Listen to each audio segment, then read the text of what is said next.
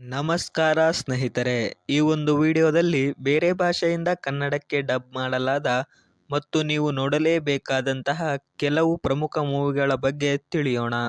ಮಹಾರಾಜ. ವಿಜಯ್ ಸೇತುಪತಿ ನಟಿಸಿದಂತಹ ತಮಿಳಿನ ಮಹಾರಾಜ ಚಿತ್ರವು ಇದೇ ವರ್ಷ ಬಿಡುಗಡೆಯಾಗಿದೆ.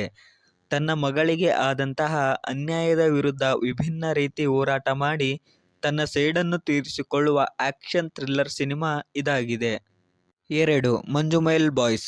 2024ರ ಆರಂಭದಲ್ಲಿ ತೆರೆಕಂಡ ಮಲಯಾಳಂ ಚಿತ್ರರಂಗದ ಅತಿದೊಡ್ಡ ಬ್ಲಾಕ್ಬಸ್ಟರ್ ಸಿನಿಮಾ ಎಂಬ ಗರಿಮೆ ಮಂಜುಮೈಲ್ ಬಾಯ್ಸ್ ಚಿತ್ರಕ್ಕಿದೆ.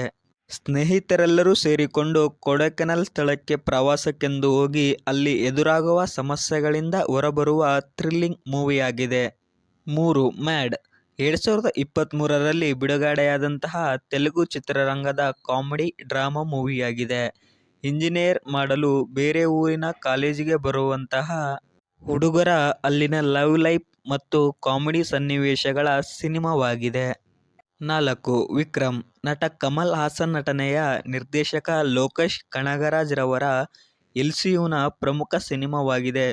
ಬಾಕ್ಸ್ ಆಫೀಸ್ನಲ್ಲಿ ದಾಖಲೆಯನ್ನ ಮಾಡಿದಂತಹ ವಿಕ್ರಮ್ ಚಿತ್ರದಲ್ಲಿ ಕಮಲ್ ಹಾಸನ್ ಸೇರಿದಂತೆ ಸೂರ್ಯ, ವಿಜಯ್ ಸೇತುಪತಿ ಮುಂತಾದ ತಾರಾಗಣವೇ ಕೂಡಿದೆ.